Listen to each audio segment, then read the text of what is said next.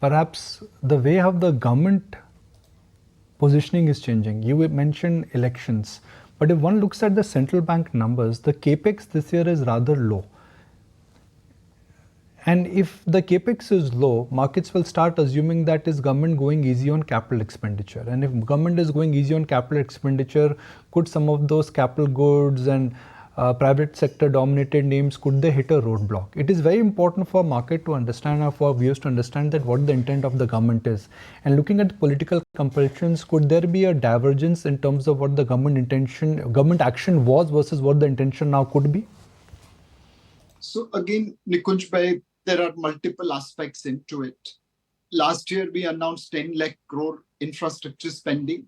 We achieved about 9,50,000 crore as election cycle came into play. This year, in the budget, we announced 11,11,111 crore.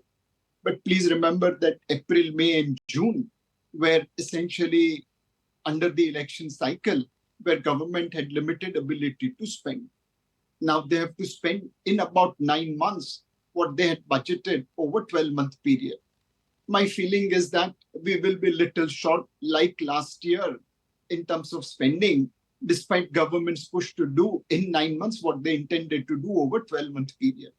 We had seen drop in orders from the government in the first quarter, that's June 24, but it should start picking up in September and December and later on. The second thing is on the state government side. Many state government has announced various schemes, and those schemes are funded essentially out of infrastructure investment. The collective spending by state governments on various schemes is about 1.8% of GDP.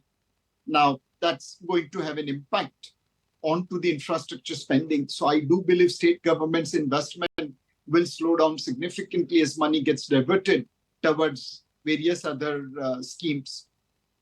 The third thing will be private sector. We believe private sector capex is on the revival mode.